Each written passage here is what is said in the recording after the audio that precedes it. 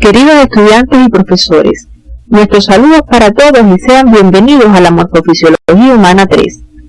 Durante el segundo trimestre, en la asignatura Morfofisiología Humana 2, fueron estudiadas las características morfofuncionales del sistema nervioso, de gran importancia en el funcionamiento del organismo, porque coordina las funciones de los diferentes sistemas de órganos y relaciona al organismo con el medio ambiente. En la asignatura que iniciamos hoy, se estudiarán los sistemas endocrino, metabolismo y su regulación, reproductor, sangre y defensa del organismo. El estudio de los mismos nos permitirá dar otro paso de avance en el conocimiento del funcionamiento normal de nuestro organismo, siempre en estrecha relación con la práctica docente. Al terminar el estudio de estos contenidos, serán capaces de explicar la relación existente entre el sistema nervioso, el sistema endocrino y el metabolismo, teniendo en cuenta aspectos de su origen y desarrollo, la especificidad de los estímulos y las respuestas metabólicas. También explicarán los mecanismos de acción hormonal, particularizando en el mecanismo del AMP cíclico y de la inducción de la síntesis proteica, en íntima relación con la naturaleza de la hormona y la localización de su receptor. El metabolismo es el conjunto de todas las reacciones químicas que ocurren en el organismo vivo, a través de las cuales se produce el intercambio de sustancia, energía e información con el medio.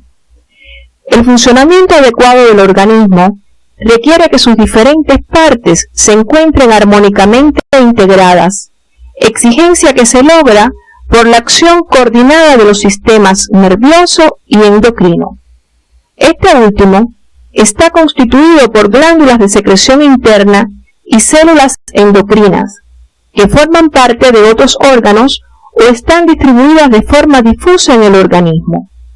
Su función reguladora, mediada por sustancias químicas de variada naturaleza, llamadas hormonas, es de carácter humoral y, a diferencia de la nerviosa, es lenta y duradera.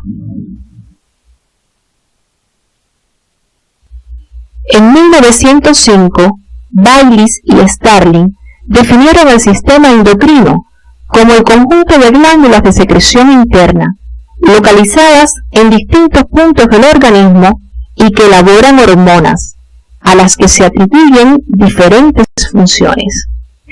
Los avances en el conocimiento del tema en el siglo transcurrido desde entonces han ido modificando este concepto, de modo que hoy se considera el sistema endocrino como el conjunto de órganos o células especializadas en la elaboración de mediadores o mensajeros químicos que afectan otros órganos o tejidos. El sistema nervioso y el sistema endocrino son sistemas reguladores con que cuenta el organismo para el control de sus funciones.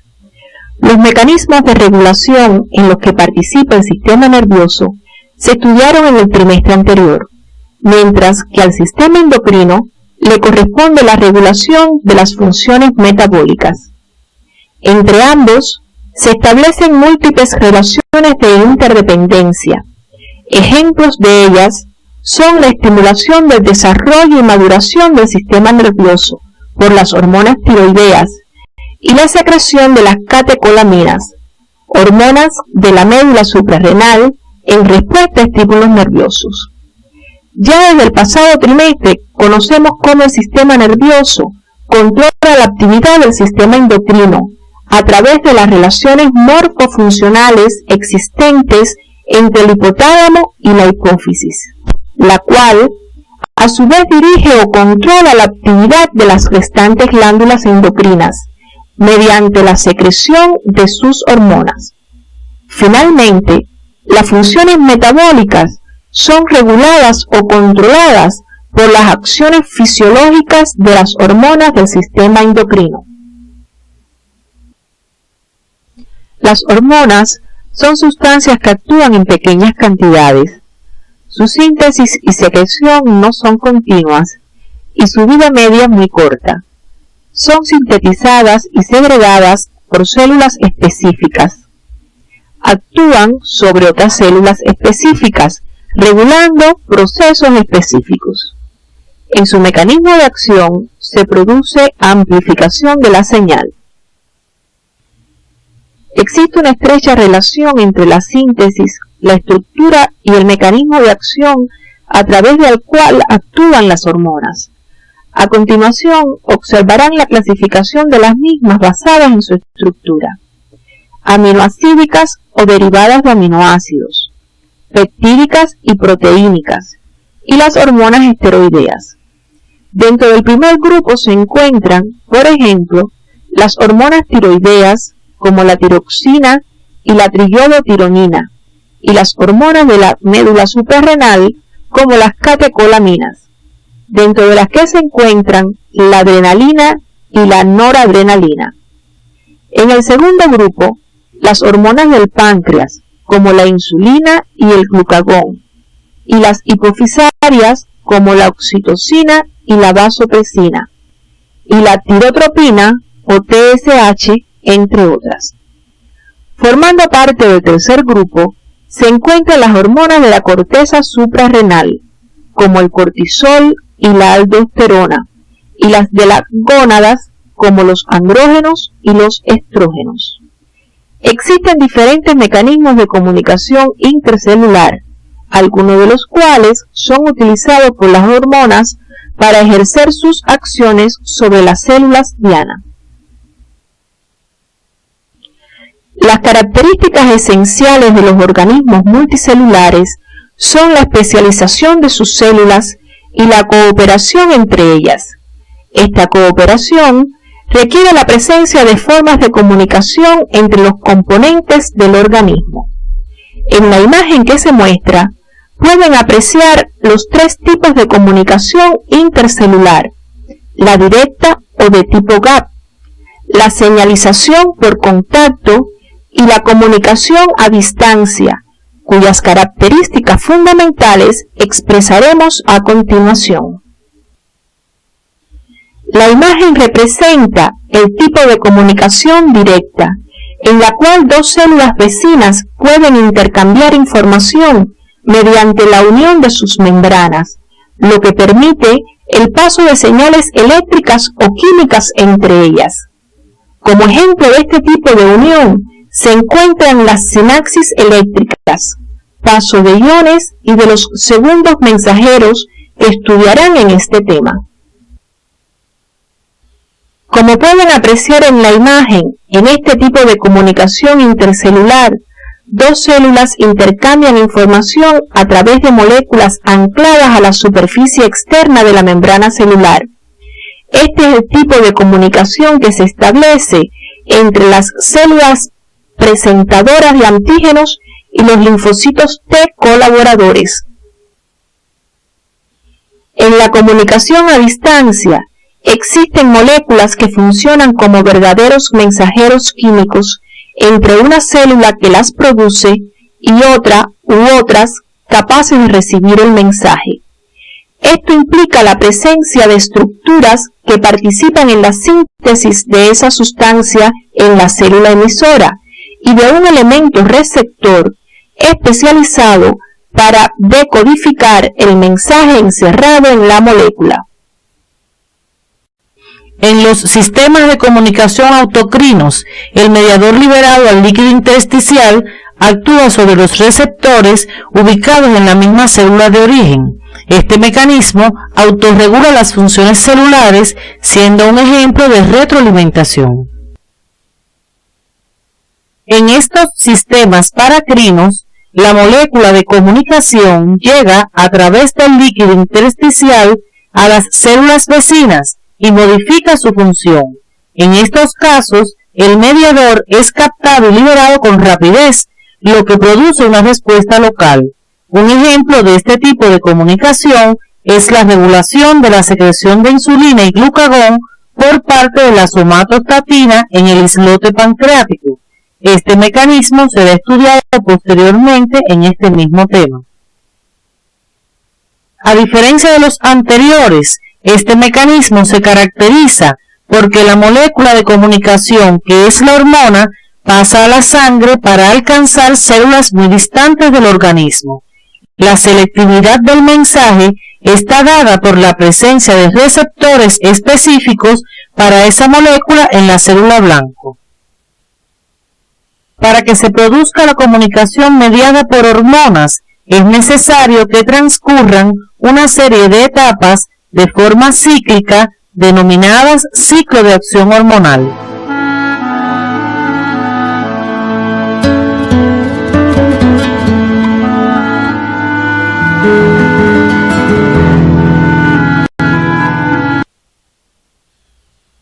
Este ciclo comienza con una señal, que es por lo general un cambio en el medio interno o externo. Cuando esta señal alcanza determinada intensidad, se convierte en un estímulo que actúa sobre una célula especializada. Esto desencadena la síntesis y liberación de la hormona, que es transportada por la sangre y reconocida por un receptor que se encuentra en las células dianas. En estas células se produce una modificación de su metabolismo que conlleva a una respuesta que contrarresta el estímulo inicial. La hormona tiene una vida media corta, ya que el organismo posee mecanismos para inactivarla y eliminarla. En el ciclo que acabamos de estudiar se ponen de manifiesto tres tipos de especificidades. La primera está dada por la especificidad de las células que las sintetizan. Esta consiste en que las hormonas son producidas por células especializadas que responden a estímulos específicos. Existe además especificidad en relación con la célula diana, ya que las hormonas no actúan sobre cualquier tipo de célula, sino sobre las que tienen receptores específicos para ellas, que son las denominadas células diana. Y la especificidad de la respuesta, debido a que las hormonas producen respuestas específicas en cada tejido sobre el que actúan, lo que depende de la especialización celular dada por su dotación enzimática. Para que la célula reconozca la hormona, es necesaria la presencia de los receptores. La cantidad que existe de cada uno de ellos en una célula es muy pequeña, correspondiendo a menos del 0.01% de la masa celular. Los receptores son proteínas que tienen un sitio específico por el cual se une la señal o ligando. Esta unión desencadena un cambio en una parte del receptor que produce modificación sobre el paso de iones a través de un canal iónico, la actividad catalítica de enzimas o la transcripción de determinados genes. Estas modificaciones producen una respuesta en la célula, que es la regulación de un proceso ya existente. Los receptores hormonales se dividen por su localización celular en dos grupos, los de membrana plasmática y los intracelulares. Esta localización guarda relación con las características estructurales de las hormonas y su mecanismo de acción. Los receptores de membrana se unen a hormonas polares y de elevado peso molecular que no pueden atravesar la membrana plasmática, por lo que ejercen sus efectos reguladores utilizando el mecanismo de acción hormonal del segundo mensajero. Su característica más notable es que predomina la modificación de la actividad enzimática con poca modificación de la concentración de las enzimas. Ejemplos de hormonas que se unen a receptores de membrana son la insulina y el glucagón. La imagen que están observando se corresponde con receptores de membrana, que son proteínas o glicoproteínas transmembranales, que tienen tres dominios, uno externo a la membrana, por el que se une el ligando u hormona, otro que atraviesa la membrana, denominado dominio transmembranal, y el tercero citoplasmático, que es por el que se lleva a cabo la acción del receptor. El dominio transmembranal está constituido por una estructura en alfa-hélice, cuyos aminoácidos tienen cadenas laterales hidrofóbicas, lo que les permite mantenerse en contacto con la matriz lipídica apolar de la membrana. Hay que señalar que estos receptores no ocupan posiciones fijas en la membrana, sino que pueden desplazarse a lo largo de la bicapa para interactuar con proteínas específicas. También, en algunos casos, se asocian dos receptores entre sí, haciendo posible acciones enzimáticas, como por ejemplo la fosforilación del dominio citoplasmático. Veamos otra representación de un receptor de membrana. En esta imagen observamos la forma tridimensional de un receptor de membrana. En el dominio extracelular se ha unido ya a la hormona para la cual es específico, mientras que en el dominio citoplasmático está asociado a una proteína que participa en la transducción de la señal. Veamos a continuación cómo se efectúa el mecanismo de acción hormonal del segundo mensajero.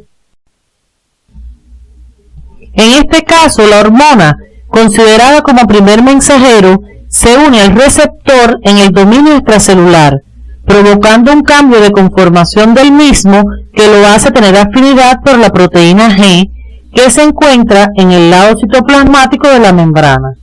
La proteína G, a su vez, activa a la enzima adenilciclasa que transforma el ATP en AMP cíclico.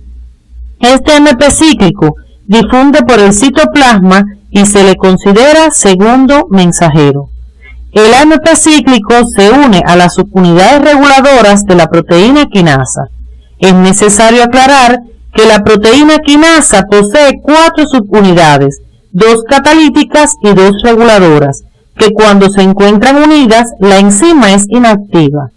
La unión del AMP cíclico a las subunidades reguladoras hace que se separen y activen sus subunidades catalíticas, que son las que producen la fosforilación de otras enzimas, modificando su actividad y provocando una respuesta metabólica. Ahora estudiaremos el mecanismo de acción por el que actúan las hormonas que se unen a receptores intracelulares. Los receptores intracelulares, localizados en el citoplasma o en el núcleo, se unen a hormonas apolares, que por su estructura y solubilidad pueden atravesar la membrana plasmática. Estas hormonas actúan a través del mecanismo de inducción de la síntesis proteica. Por tanto, modifican la cantidad de las enzimas presentes en las células para producir una respuesta metabólica. Este es el caso de las esteroideas y sus derivados y las hormonas tiroideas. Veamos a continuación cómo se efectúa el mecanismo de acción hormonal de inducción de la síntesis proteica. Como se ha dicho, este mecanismo es utilizado por hormonas apolares, que como se observa, atraviesan la membrana plasmática y se unen al receptor intracelular formando el complejo hormona-receptor. Este viaja al núcleo donde interacciona con el ADN nuclear regulando la transcripción y en consecuencia la síntesis proteica. Esto modifica la cantidad de enzimas provocando la regulación del metabolismo celular. Conclusiones. Existe una estrecha relación de los sistemas nervioso y endocrino para la regulación de las funciones vitales. Las hormonas tienen un ciclo general de acción donde se dan 3 tipos de especificidades: la de la célula que la secreta, la de la célula diana y la de la respuesta metabólica. La localización del receptor determina el mecanismo de acción de la hormona. Las hormonas cuyos receptores se localizan en la membrana plasmática actúan por mecanismos de segundos mensajeros. Las hormonas cuyos receptores son intracelulares actúan por el mecanismo de inducción de la síntesis proteica. Las hormonas que actúan por el mecanismo de segundos mensajeros modifican la actividad de las enzimas, mientras que las que actúan por inducción enzimática modifican su cantidad. Las hormonas producidas por las glándulas o células endocrinas ejercen sus acciones generales sobre el metabolismo, activando procesos de degradación hasta los componentes más simples de las grasas, proteínas y glúcidos presentes en la dieta, o también activando procesos biosintéticos en diferentes tejidos a partir de sus precursores. Como se aprecia en la imagen, en una dieta normal se deben consumir principalmente glúcidos presentes en el pan, cereales, pastas y arroz. ¿Qué procesos constituyen el metabolismo de los glúcidos? ¿Cuáles son las enzimas reguladoras de cada uno? ¿Qué cantidad de energía aporta su metabolismo? Estos contenidos se abordarán en nuestra próxima actividad orientadora.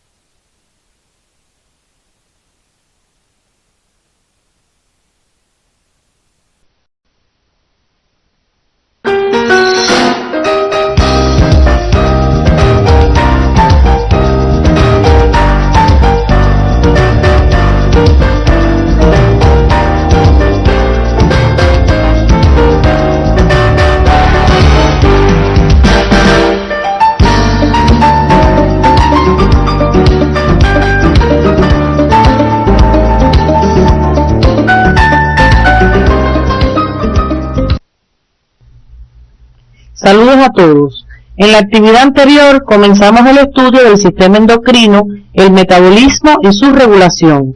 Se orientaron los contenidos relacionados con los conceptos generales, los receptores hormonales y el ciclo de acción hormonal como forma en que se produce la comunicación mediada por hormonas. También estudiamos los mecanismos de acción por los que se efectúan las modificaciones en las células diana. La regulación a través de mecanismos hormonales se pone de manifiesto en el metabolismo y en particular en el de los glúcidos, que será objeto de nuestra actividad orientadora. En una dieta normal predominan los glúcidos o carbohidratos, presentes en los cereales, arroz, pastas y pan. Los mismos se metabolizan en el organismo, ya sea con fines energéticos o plásticos, participando en diferentes mecanismos de regulación que contribuyen al mantenimiento de la homeostasis. En esta actividad orientaremos el estudio del metabolismo de los glúcidos. Al terminar el estudio de estos contenidos, serán capaces de explicar el mecanismo de incorporación de los monosacáridos a la célula y sus diferencias entre los tejidos, así como los procesos de síntesis y degradación de los glúcidos. Además, podrán analizar los vínculos metabólicos que se establecen entre las vías del metabolismo de los glúcidos e interpretar las alteraciones que se producen en el mismo por deficiencia de algunas de las enzimas que participan en su funcionamiento normal. En la diapositiva que están observando, se relacionan los principales glúcidos de la dieta. Debido a la abundancia de estos nutrientes en una alimentación normal, su metabolismo aporta la mayor cantidad de energía diaria. La glucosa es el componente fundamental de todos ellos. El almidón, el glucógeno y la celulosa son homopolisacáridos constituidos por glucosa, abundantes en alimentos como la harina de maíz y de trigo, el arroz y los vegetales, entre otros.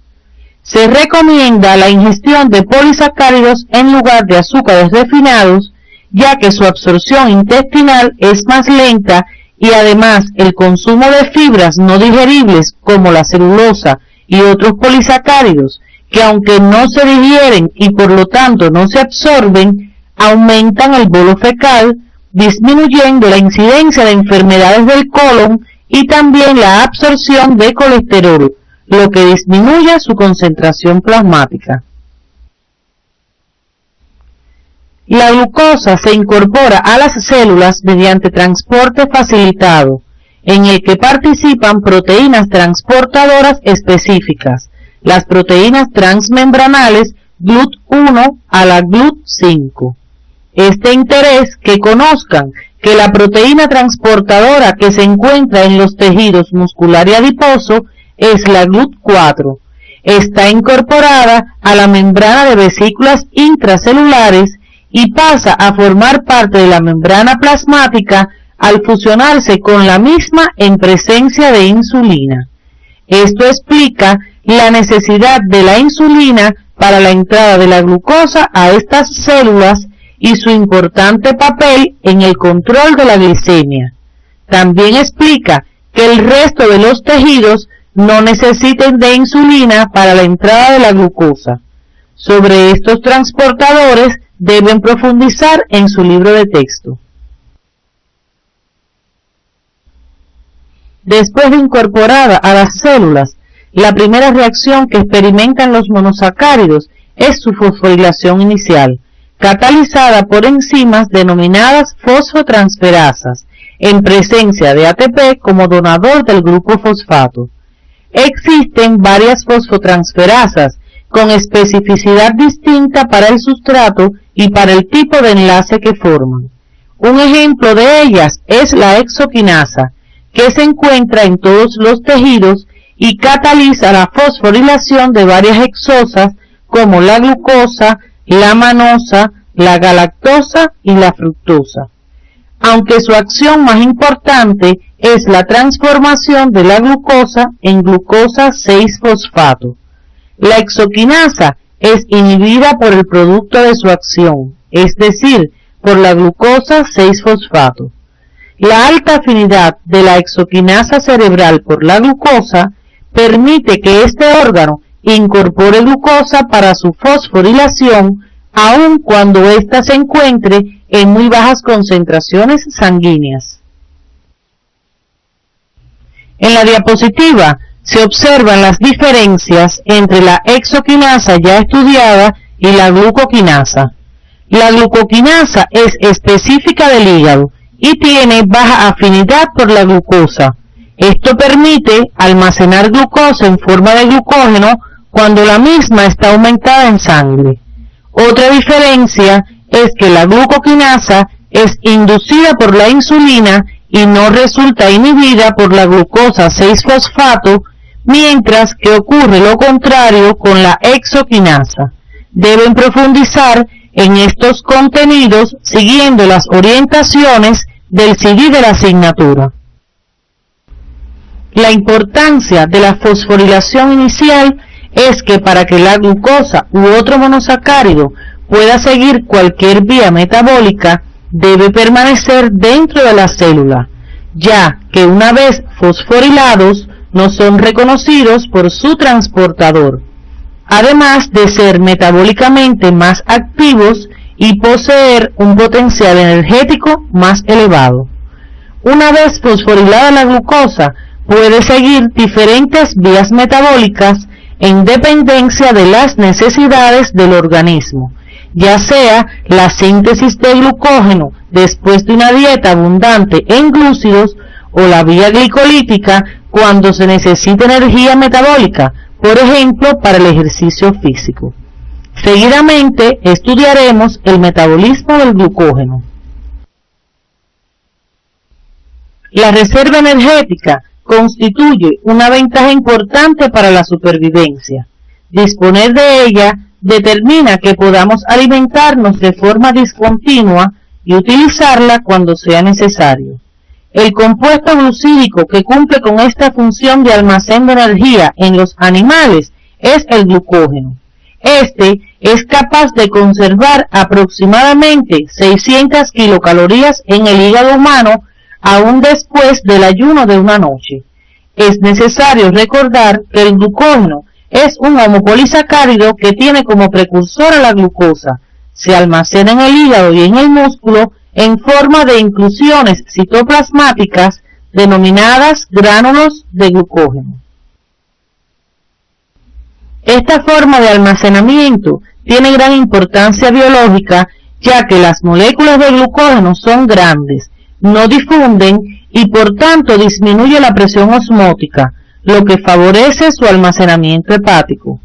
Su estructura ramificada favorece su mayor empaquetamiento y por lo tanto que se almacene mayor cantidad de energía en un menor volumen.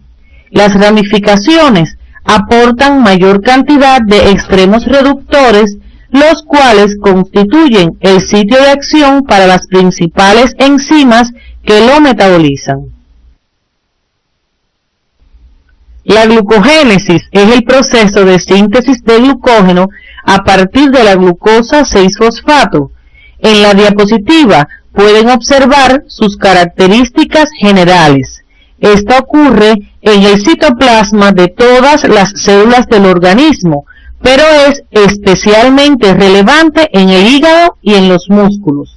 Se lleva a cabo por adición secuencial de moléculas de glucosa, es decir, es un proceso gradual. Los precursores deben estar en forma activada. En este caso, la glucosa debe convertirse en UDP-glucosa, que es la donadora de residuos glucosilos. La síntesis está acoplada a la hidrólisis del pirofosfato. ¿Cómo ocurre este proceso? La glucosa 6-fosfato, producto de la fosforilación inicial por acción de la enzima fosfoglucomutasa, se convierte en glucosa 1-fosfato. La glucosa 1-fosfato reacciona posteriormente con el UTP para formar UDP-glucosa más pirofosfato. Esta reacción es catalizada por la enzima glucosa 1-fosfato uridil transferasa. La hidrólisis posterior del pirofosfato por una pirofosfatasa favorece energéticamente el proceso.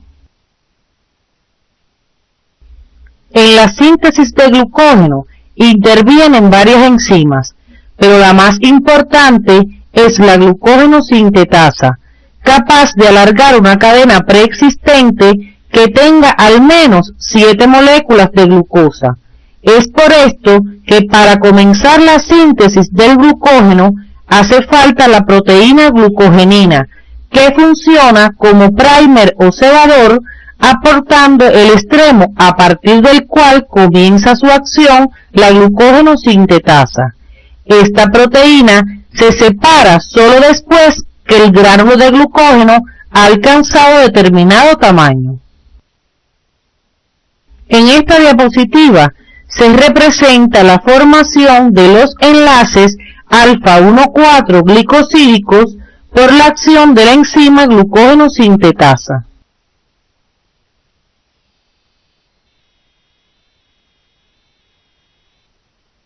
Observa cómo se va alargando la molécula de glucógeno por la adición de residuos de glucosa. Este polisacárido es ramificado y se precisa de otra enzima cuya actividad consiste en transferir un oligosacárido de unas 6 a 7 unidades de glucosa desde el extremo 4 de la hebra en crecimiento hacia un resto de glucosa mediante un enlace glicosídico alfa 1,6.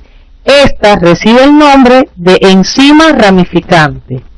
Su acción facilita la actividad de la glucógeno sintetasa, pues le aporta los extremos 4 no reductores necesarios para la misma.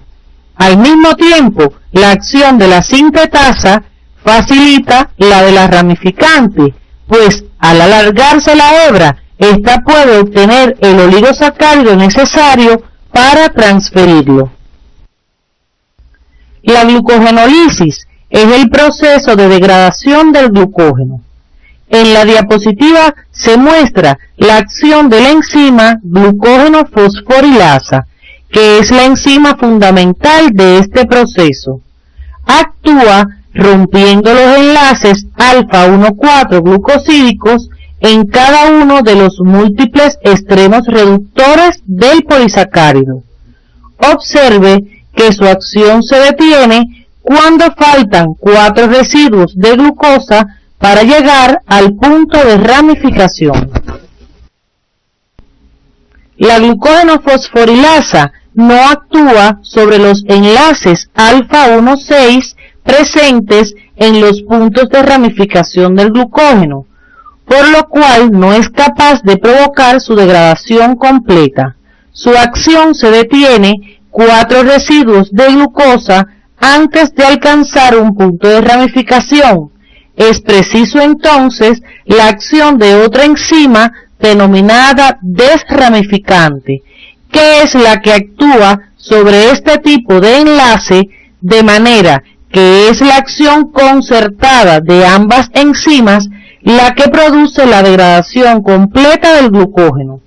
Como producto principal se obtiene glucosa 1-fosfato, que por acción de la fosfoglucomutasa se convierte en glucosa 6-fosfato. A modo de resumen, podemos plantear que en la glucogenólisis participan 2 enzimas, la glucógeno-fosforilasa, que cataliza la fosforólisis de los enlaces alfa-1,4 glicosídicos, y la enzima desramificante, que elimina las ramificaciones por los enlaces alfa-1,6 glicosídicos. La regulación del metabolismo del glucógeno se ejecuta a través de las 2 enzimas, la glucógeno-sintetasa, que participa en su síntesis, y la glucógeno-fosforilasa en la degradación. La glucógeno-sintetasa tiene 2 formas: glucógeno-sintetasa I, independiente de la presencia de glucosa 6-fosfato para su acción, que no está fosforilada y es activa, y la glucógeno-sintetasa D, dependiente de la presencia de glucosa 6-fosfato para su acción, que está fosforilada y es menos activa. La otra enzima, la glucógeno-fosforilasa, también tiene 2 formas: glucógeno-fosforilasa B, menos activa, que no está fosforilada, y la glucógeno-fosforilasa A, activa, que está fosforilada. Tanto la glucógeno-sintetasa como la glucógeno-fosforilasa se regulan por el mecanismo de modificación covalente estudiado en el primer trimestre. Las hormonas adrenalina y glucagón activan las proteinquinasas que fosforilan ambas enzimas, provocando activación de la glucógeno-fosforilasa, estimulando la degradación del glucógeno, mientras que la glucógeno-sintetasa disminuye su actividad, lo que inhibe la síntesis de glucógeno. La hormona insulina provoca la desfosforilación de las enzimas. En consecuencia, la glucógeno-fosforilasa se hace menos activa y la glucógeno-sintetasa se activa, lo que favorece la síntesis de glucógeno. Es decir, hormonas como la adrenalina y el glucagón favorecen la degradación del glucógeno, mientras que la insulina estimula su síntesis. Estos aspectos deben profundizarlos por su libro de texto y por las orientaciones que aparecen en su CD. A continuación les mostramos un resumen de la regulación de ambos procesos.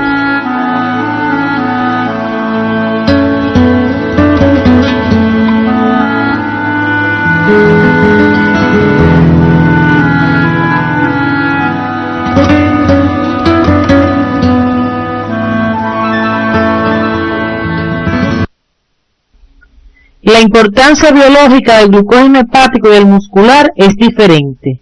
El glucógeno hepático mantiene la concentración de glucosa en sangre en los periodos interalimentarios. Esto es posible ya que en el hígado existe la enzima glucosa 6-fosfatasa, que hidroliza la glucosa 6-fosfato y la convierte en glucosa libre, que sale del hígado para mantener la glicemia, mientras que el glucógeno muscular se utiliza como fuente de energía para la contracción, ya que el músculo carece de dicha enzima.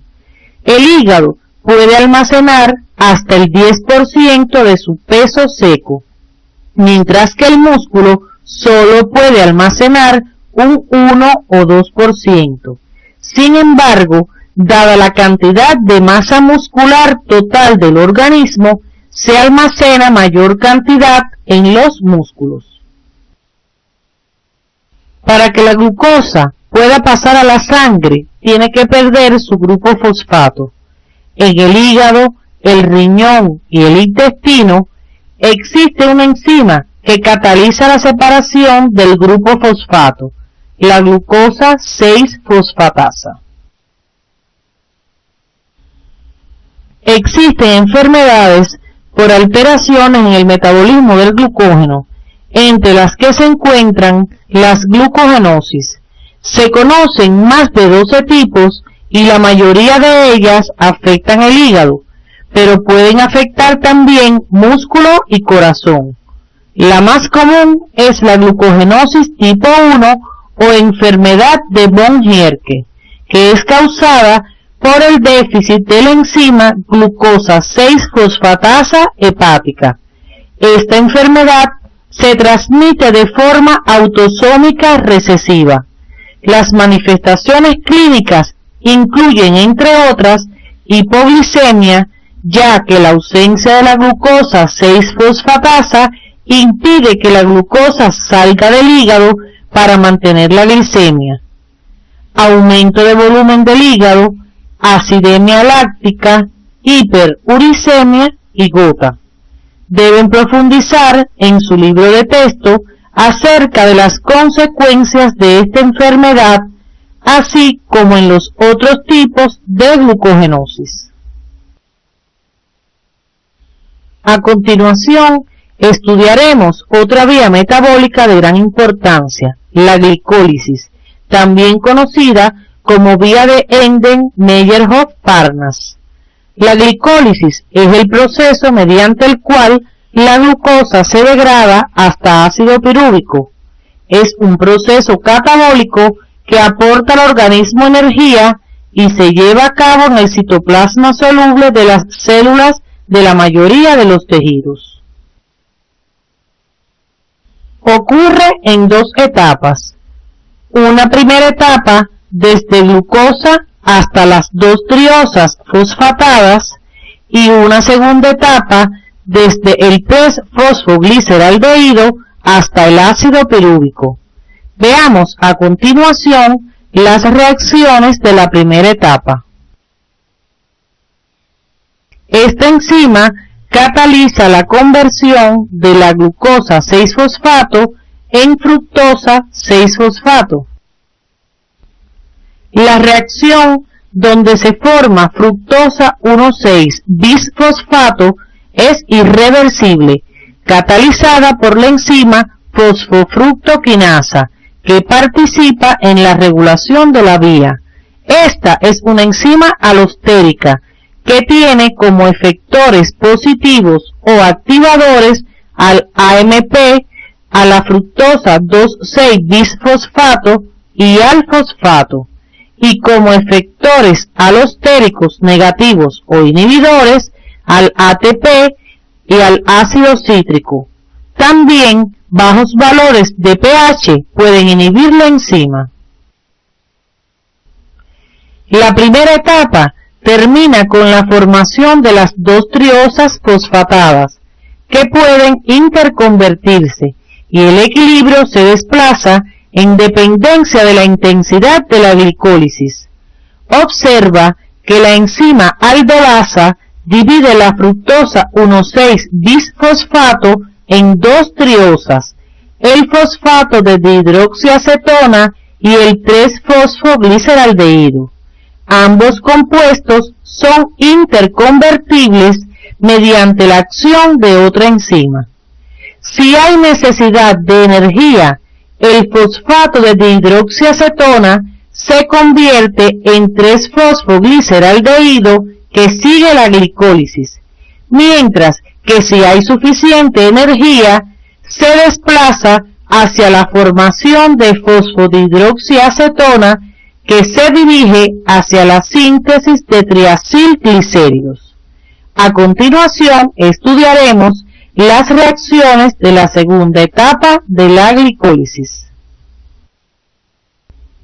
En la primera reacción ocurre una oxidación catalizada por la enzima 3-fosfogliceraldehído deshidrogenasa, que tiene como cofactor al NAD oxidado. Observen que el ácido 1,3-difosfoglicérico posee un enlace rico en energía, que se aprovecha en la reacción siguiente en la síntesis de ATP. Este proceso se denomina fosforilación a nivel de sustrato, que no es más que la formación de ATP o equivalentes a partir de la energía liberada directamente de un sustrato. Como se observa en la diapositiva, en esta reacción se convierte el ácido 1,3-bisfosfoglicérico en ácido 3-fosfoglicérico, catalizada por la enzima gliceroquinasa. En esta reacción ocurre una fosforilación a nivel de sustrato. La última reacción de la glicólisis es la formación de ácido pirúvico a partir del ácido fosfoenol pirúvico, reacción irreversible catalizada por la enzima pirúvico-quinasa, donde se sintetiza una molécula de ATP por el mecanismo de fosforilación a nivel de sustrato. En su estudio independiente deben precisar de las reacciones de la glicólisis aquellas que se consumen ATP, en las oxidativas, porque se reducen cofactores que posteriormente pasarán a la respiración celular donde se sintetiza ATP, al igual que en las que ocurre fosforilación a nivel de sustrato. Ello les ayudará a comprender con más facilidad el balance energético. Asimismo, deben puntualizar las reacciones irreversibles, porque este conocimiento facilitará la comprensión de la gluconeogénesis, proceso que estudiaremos más adelante. En caso de que existan condiciones aeróbicas, el ácido pirúvico se descarboxila y se convierte en acetilcoenzima A, que va hacia la respiración celular. Si existen condiciones de anaerobiosis, el ácido pirúvico se convierte en ácido láctico, con lo cual el rendimiento energético de la vía es menor, como estudiaremos posteriormente. A continuación les mostramos las características generales de la vía glicolítica.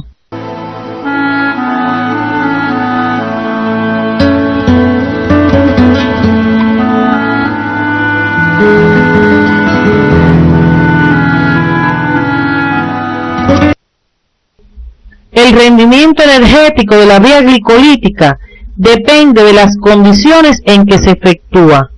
En la glicólisis aeróbica se obtienen 7 ATP, mientras que en la anaeróbica se obtienen solamente 2 ATP, debido a que los 2 NAD reducidos que se obtienen en la reacción catalizada por la enzima 3-fosfogliceraldehído deshidrogenasa en la glicólisis anaeróbica no pueden incorporarse a la respiración celular, que como se observa en la diapositiva, aportan 5 ATP. Observen que el resto de las reacciones son iguales para ambos casos. En la oxidación total de la glucosa hasta dióxido de carbono y agua participan la glicólisis aeróbica, la descarboxilación oxidativa del ácido pirúvico y el ciclo de Krebs.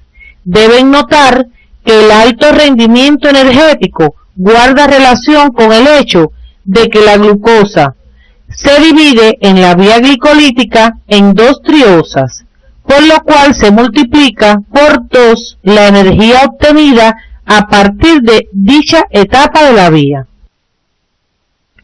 Es muy importante que precises en los aspectos esenciales de la glicólisis. Su metabolito inicial es la glucosa, su metabolito final en la glicólisis aeróbica es el ácido pirúvico y en la glicólisis anaeróbica es el ácido láctico. La enzima reguladora en ambas condiciones es la fosfofructoquinasa 1. Su localización celular es en el citoplasma soluble, mientras que se localiza tisularmente en todos los tejidos. La gluconeogénesis es un proceso de síntesis de glucosa a partir de compuestos no glucídicos. Sus metabolitos iniciales o precursores son los aminoácidos, el ácido láctico, el glicerol y cualquiera de los metabolitos intermediarios del ciclo de Krebs. Solamente se realiza en el hígado, específicamente en el citoplasma y la matriz mitocondrial. Tiene gran importancia biológica, ya que en estado de ayuno el organismo puede sintetizar glucosa a partir de sustancias de las cuales dispone con relativa facilidad y reutilizar el ácido láctico producido por una actividad física intensa. La mayoría de las reacciones de la gluconeogénesis son catalizadas por las mismas enzimas de la glicólisis, con excepción de las reacciones irreversibles que son de glucosa a glucosa 6-fosfato, de fructosa a fructosa 1,6-bisfosfato, de ácido fosfoenol pirúvico a ácido pirúvico. Estas reacciones son sustituidas por rodeos metabólicos que debes estudiar en tu libro de texto. En la diapositiva se observa el rodeo metabólico correspondiente a la transformación de fructosa en fructosa 1,6-bisfosfato, por la importancia que tienen las enzimas que catalizan estas reacciones en la regulación de la glicólisis y la gluconeogénesis. Los sitios de regulación de ambos procesos son esencialmente los mismos, coinciden con los pasos irreversibles y por ende están catalizados por enzimas diferentes. Ello contribuye a la eficacia del proceso, ya que existe una respuesta contraria ante un mismo estímulo. En la regulación intervienen también mecanismos covalentes dependientes de hormona. Así, el glucagón en el hígado inhibe la glicólisis y activa la gluconeogénesis. Efecto contrario realiza la insulina. Ambos procesos resultan regulados por el nivel energético de la célula y por la concentración de metabolitos como el citrato.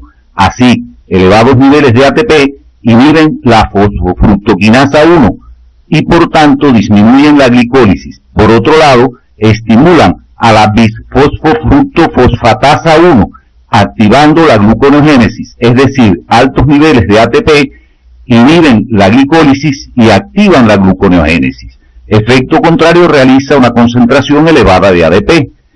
Estos contenidos debes profundizarlos en tu libro de texto. Existen otras vías a través de las cuales otras exosas, como la fructosa, la manosa y la galactosa, pueden convertirse en alguno de los metabolitos intermediarios de la vía glicolítica y por tanto continuar en la misma hasta su degradación.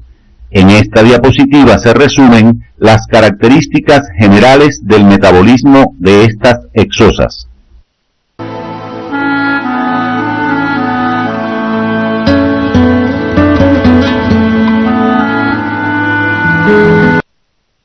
En el caso particular de la galactosa, intervienen dos enzimas.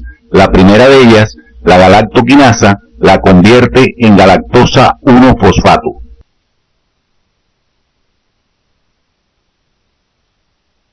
Y la segunda, catalizada por la galactosa 1-fosfato uridiltransferasa, la convierte en glucosa 1-fosfato.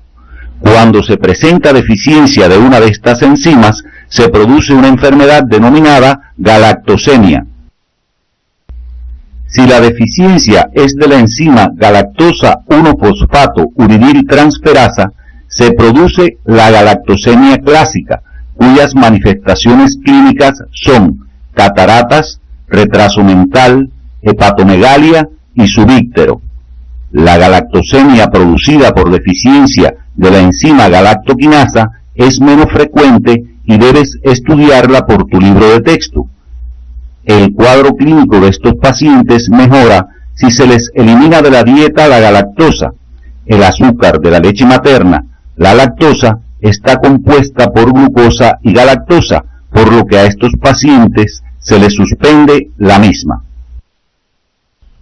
A continuación, estudiaremos otra vía metabólica de la glucosa denominada ciclo de las pentosas.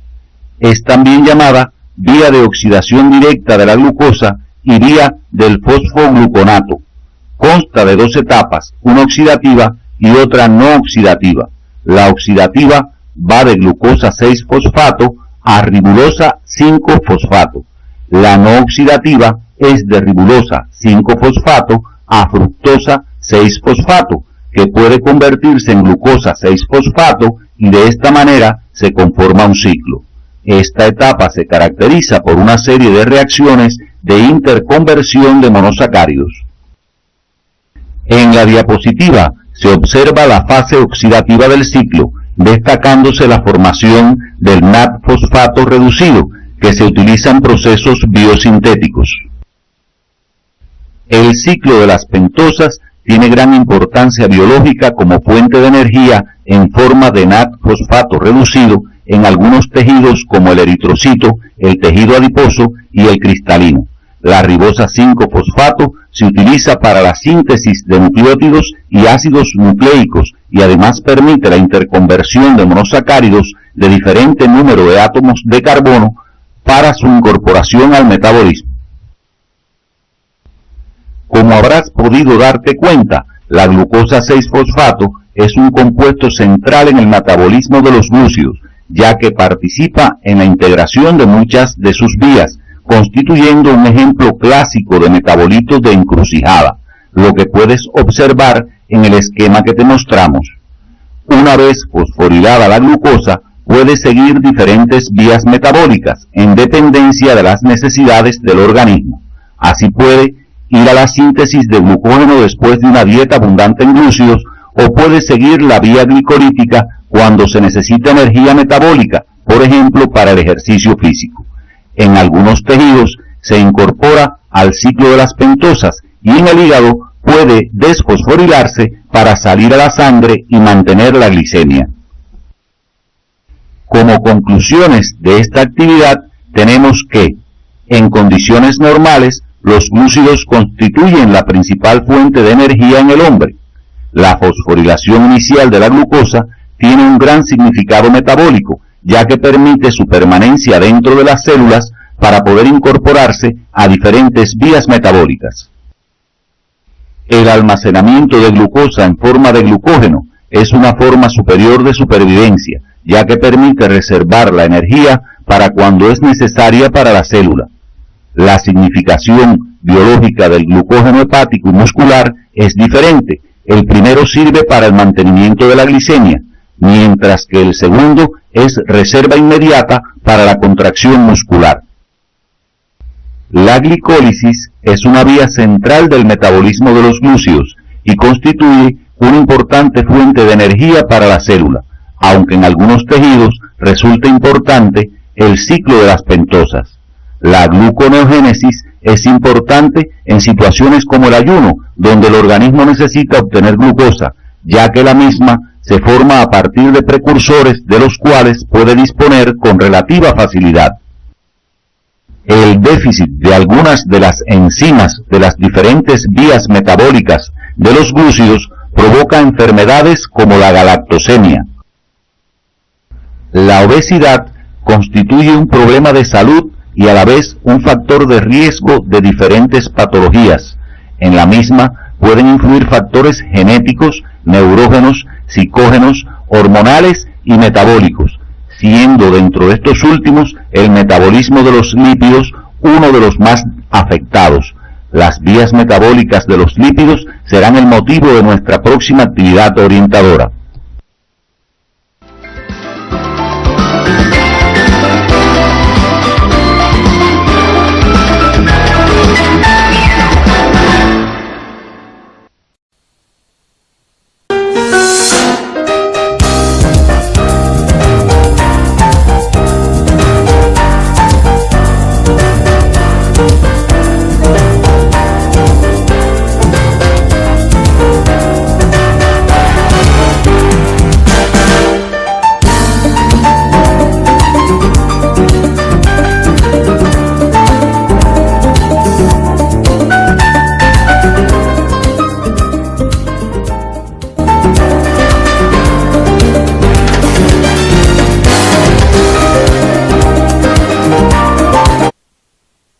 Saludos a todos. En la actividad anterior orientamos el estudio del metabolismo de los glúcidos, destacando las vías metabólicas relacionadas con su síntesis y degradación.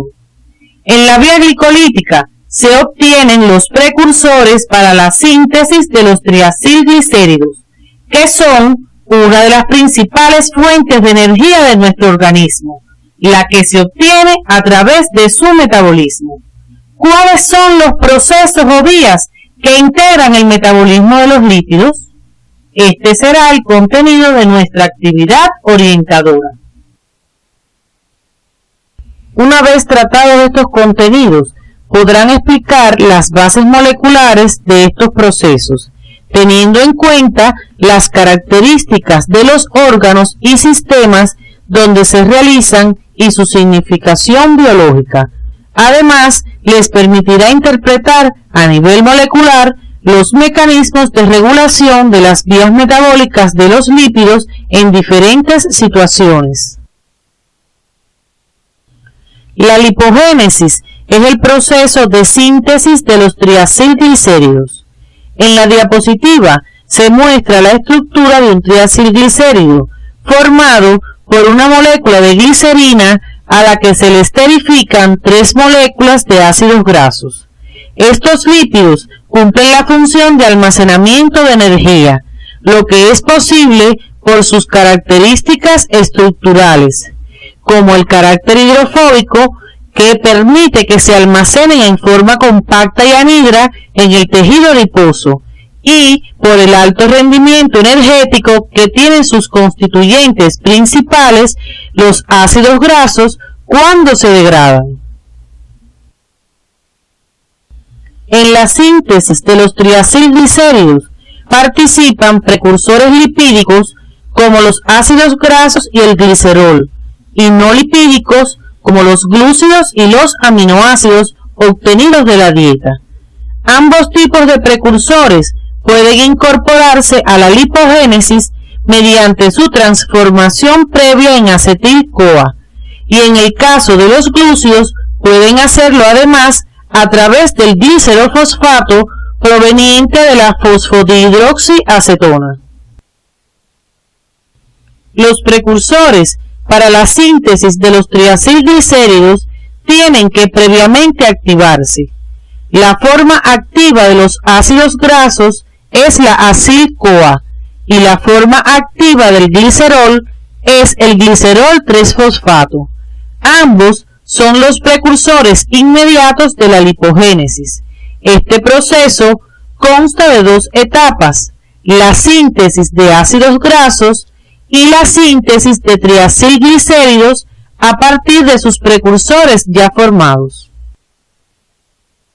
Comenzaremos por el estudio de la síntesis de ácidos grasos. En la misma se sintetiza ácido palmítico a partir de acetil-CoA. Este proceso se localiza en el citoplasma.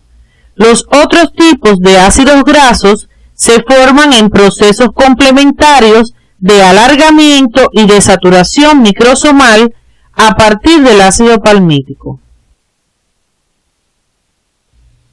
La acetil-CoA, que se utiliza en la biosíntesis de ácidos grasos, se forma fundamentalmente a partir de la descarboxilación oxidativa del ácido pirúvico, que ocurre en las mitocondrias y, como ya conocen, la membrana interna de la misma es impermeable a este compuesto, por lo que se requiere de mecanismos de transporte de la acetil-CoA de la mitocondria al citoplasma, que es donde ocurre la síntesis de ácidos grasos.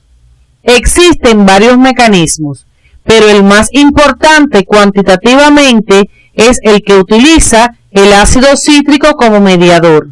El acetil-CoA reacciona en la matriz mitocondrial con el ácido oxalacético, formando el ácido cítrico por la acción de la citrato sintetasa. Esta constituye la primera reacción del ciclo de Krebs. El ácido cítrico atraviesa la membrana hasta el citosol. Una vez aquí, por acción de la citrato liasa y en presencia de la coenzima A y el ATP, se forma de nuevo la acetilcoenzima A y el ácido oxalacético, quedando disponible la acetilcoenzima A para la síntesis de ácido palmítico. La síntesis de ácidos grasos ocurre en dos etapas: conversión de acetil-CoA en malonil-CoA, catalizada por la enzima acetil-CoA carboxilasa, y la formación de ácido palmítico a partir de malonil-CoA por la acción de la enzima ácido graso sintetasa. La conversión de acetil-CoA en malonil-CoA es una reacción irreversible. Constituye la etapa limitante de la biosíntesis de ácidos grasos y está sujeta a mecanismos de control. En la reacción global que están observando, la acetil-CoA reacciona con el CO2 para formar malonil-CoA con gasto de energía.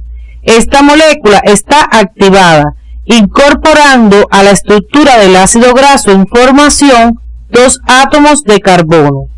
La enzima acetil-CoA carboxilasa que cataliza esta reacción es una enzima multifuncional. Está formada por dos subunidades idénticas, cada una de las cuales es una cadena polipeptídica que tiene 3 dominios catalíticos y un sitio alostérico. Para su activación es necesaria su polimerización. El ácido cítrico es un activador alostérico que favorece esta polimerización, mientras que el palmitil-CoA y otros acil-CoA de cadena larga son inhibidores. El proceso de síntesis del ácido palmítico es catalizado por la ácido graso sintetasa, que es la mayor enzima multifuncional conocida. Está constituida por dos subunidades idénticas que se disponen en sentido contrario, cada una de las cuales posee 7 centros activos o sitios catalíticos. Además, posee una proteína no enzimática denominada proteína transportadora de grupos acilos, PTA, que es esencial para que la sintetasa de ácidos grasos pueda realizar su acción. Como se observa en la diapositiva, los centros activos de la enzima están distribuidos en 3 dominios. En el primer dominio ocurre el alargamiento de la cadena del ácido graso y en el segundo dominio las reacciones de reducción correspondientes. Finalmente, en el tercer dominio se libera el ácido palmítico sintetizado. Ahora observarán una representación del proceso. Esto ocurre mediante una serie de reacciones que se repiten para la adición de fragmentos bicarbonados aportados por el malonil-CoA al ácido graso en crecimiento, hasta la formación del palmitil-PTA, que mediante la tioesterasa es liberado como ácido palmítico.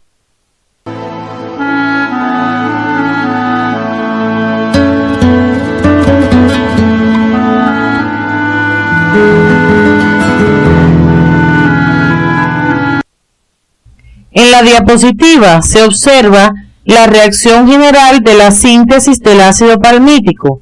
En ella, una molécula de acetil-CoA y 7 de malonil-CoA se condensan en reacciones sucesivas, en las que se liberan 7 carboxilos en forma de CO2 y se utilizan los hidrógenos aportados por el natfosfato reducido. El producto final es el ácido palmítico de 16 átomos de carbono. Para sintetizar el ácido palmítico se requieren 14 moléculas de natfosfato reducido. Las mismas provienen de dos fuentes fundamentales que son el ciclo de las pentosas y la reacción catalizada por la enzima málica. Ambas reacciones se localizan en el citosol. Es significativo desde el punto de vista funcional que los tejidos donde el ciclo de las pentosas es muy activo, como el hígado, el tejido adiposo y la glándula mamaria durante la lactancia, son también especializados en la lipogénesis.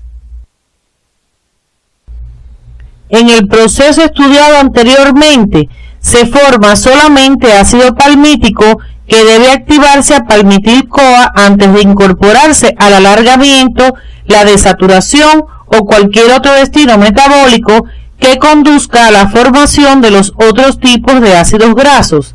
En la diapositiva se observan las semejanzas y diferencias entre la biosíntesis de ácidos grasos y los procesos complementarios de alargamiento y desaturación. El alargamiento ocurre en el retículo endoplasmático fundamentalmente, denominado alargamiento microsomal, o en las mitocondrias. La secuencia de reacciones en el alargamiento microsomal ocurre de manera semejante a la biosíntesis citoplasmática. La fuente de fragmentos bicarbonados es el malonil-CoA y los hidrógenos son aportados por el natfosfato reducido. Sin embargo, los compuestos intermediarios, en lugar de estar unidos al PTA, son activados y transportados por la coenzima A. El sistema catalítico lo constituyen 4 enzimas unidas al retículo endoplasmático denominado sistema microsomal de alargamiento o elongasa. En el humano no se pueden sintetizar ácidos grasos que presenten insaturaciones entre los últimos 6 átomos de carbono por ausencia de las enzimas requeridas. Estos son los llamados ácidos grasos esenciales, que deben incorporarse a través de la dieta, ya que tienen gran importancia biológica. En la diapositiva se observa la importancia de estos ácidos grasos esenciales. Por ejemplo, el contenido de ácidos grasos insaturados de los fosfolípidos de las membranas es muy necesario para conservar su fluidez. Proporción alta de ácidos grasos poliinsaturados saturados en la alimentación es un factor importante en la reducción del colesterol plasmático y por tanto en la prevención de las enfermedades cardiovasculares. Algunos son precursores de eicosanoides, compuestos de elevada actividad biológica constituidos por las prostaglandinas, tromboxanos y leucotrienos. Hasta aquí hemos orientado el estudio de la síntesis de ácidos grasos. Estos, conjuntamente con los provenientes de la dieta, pueden incorporarse a la síntesis de triacilglicéridos. Los precursores inmediatos de esta síntesis son el glicerol 3-fosfato y los ácidos grasos activados.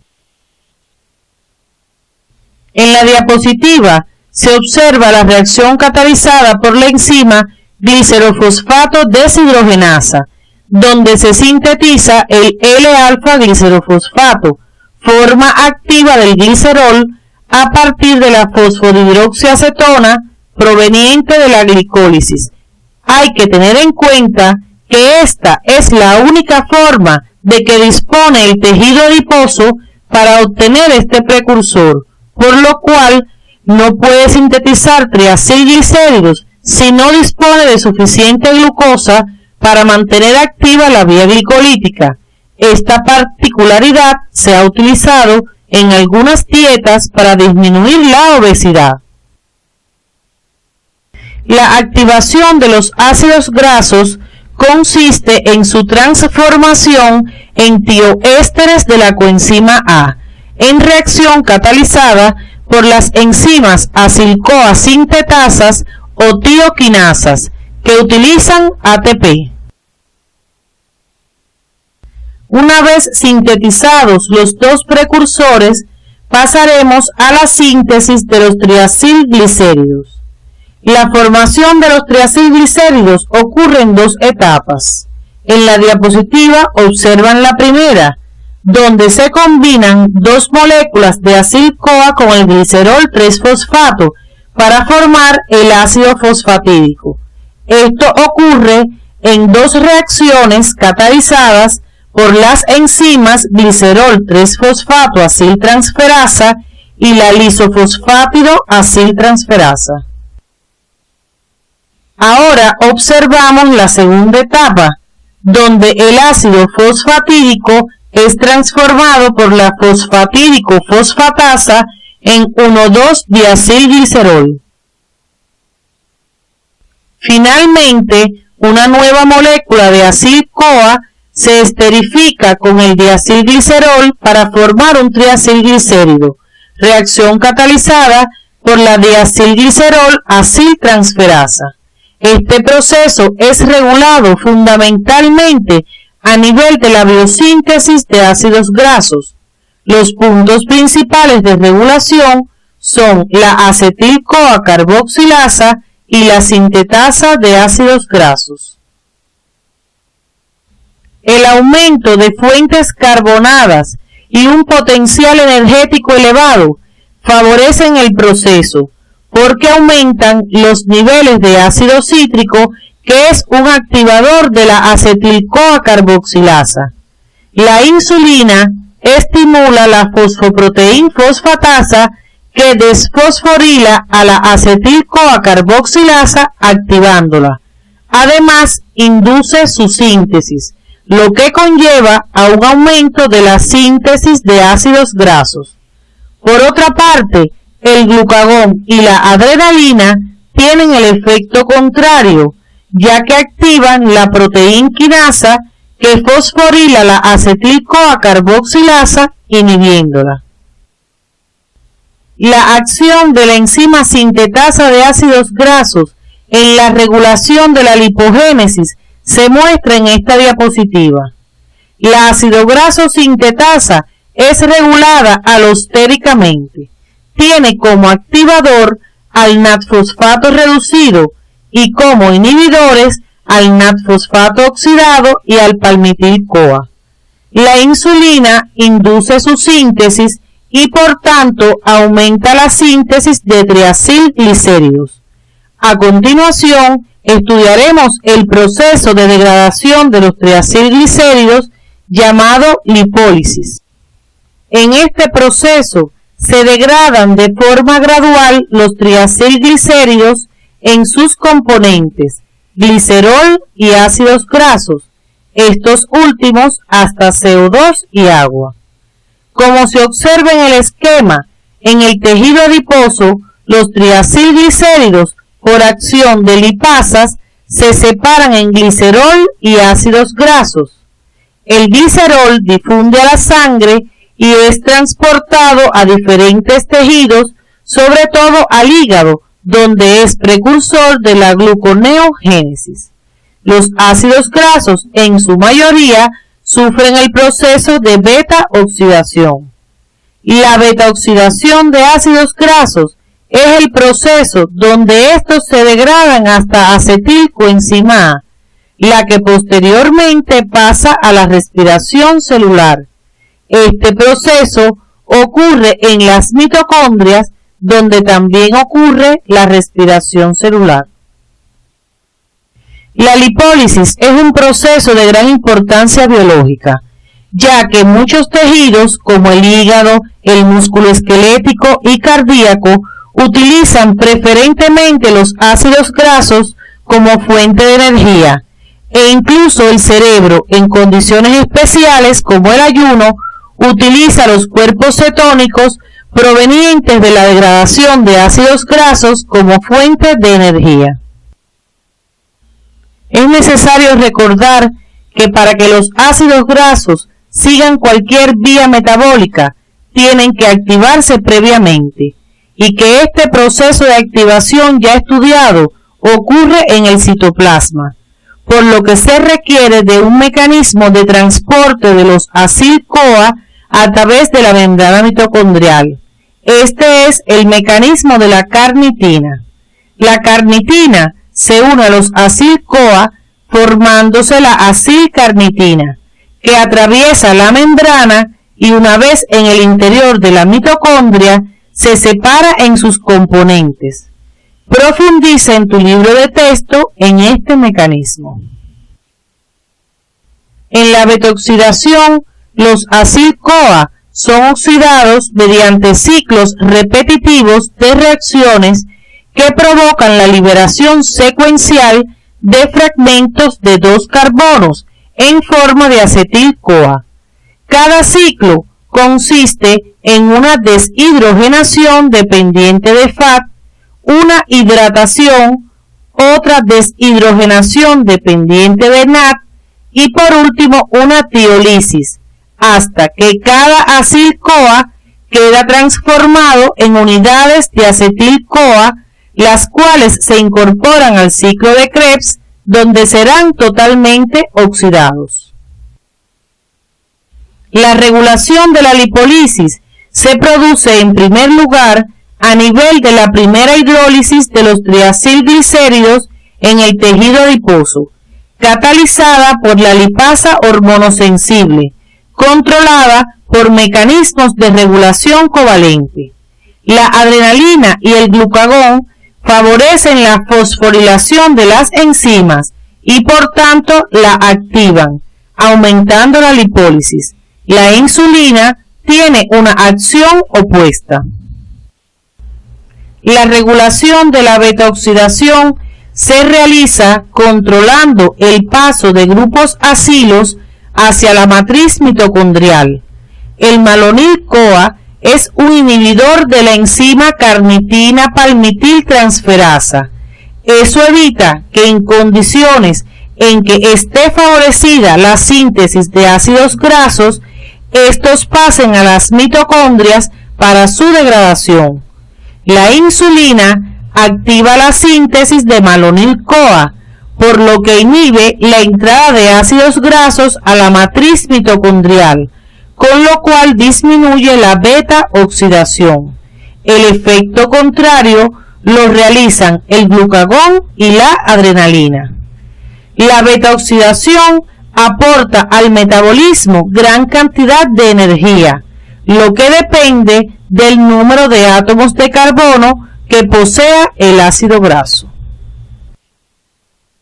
El número de vueltas de la beta-oxidación que debe dar un ácido graso depende de su número de átomos de carbono según la siguiente fórmula: n sobre 2 menos 1, donde n es igual al número de átomos de carbono.